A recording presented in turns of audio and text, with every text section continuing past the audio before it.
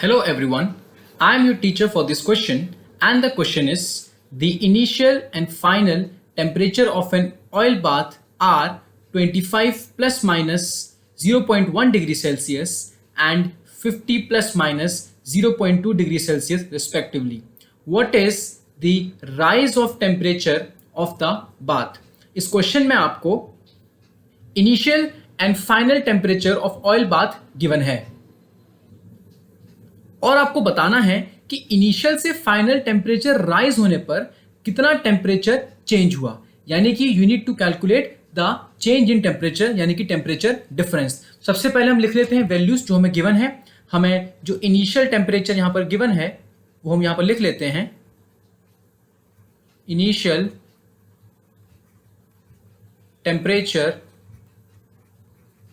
जो हमें यहां पर गिवन है वो है 25 प्लस माइनस 0.1 डिग्री सेल्सियस और हमें इस क्वेश्चन में जो फाइनल टेम्परेचर गिवन है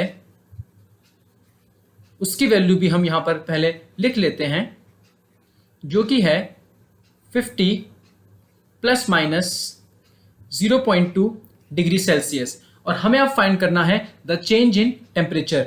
तो चेंज इन टेम्परेचर निकालने के लिए हमें इन दो टेम्परेचर्स को आपस में सबट्रैक्ट करना पड़ेगा। So here the solution is the change in temperature will B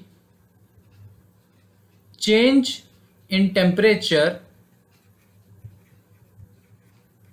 और we can say according to the question rise of temperature, rise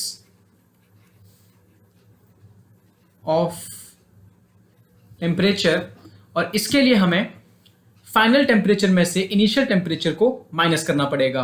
तो हमारा फाइनल टेम्परेचर है 50 plus minus 0.2 degree Celsius minus हमारा इनिशियल टेम्परेचर जो कि है 25 plus minus 0.1 degree Celsius. अब यहाँ पर हम इनके एब्सोल्यूट एरर्स को एक तरफ लिखेंगे और इनके एक्चुअल वैल्यूज को एक तरफ लिखेंगे, तो ये बन जाएगा 50 माइनस 25 और हमारी एरर वाली वैल्यूज को हम एक तरफ लिखेंगे जो कि होंगी 0.2 प्लस 0.1। अब यहाँ पर हमें एक चीज़ समझनी होगी कि जब कभी भी एब्सोल्यूट एरर्स को हम सबट्रैक्ट करना चाहते हैं या ऐड करना चाहते हैं वो कभी भी सबट्रैक्ट नहीं हो सकती। Absolute errors are always added, they can not be cancelled. जैसे कि इस एक्सप्रेशन में हमें दो मेजर्ड वैल्यूज को आपस में सबट्रैक्ट करना है, लेकिन इनके एब्सोल्यूट एरर्स को हमेशा ऐड किया जाता है, they can never be subtracted. तो हमें जो इसका फाइनल आंसर मिलेगा 50 minus 25 will be 25 plus minus 0.3 degree Celsius.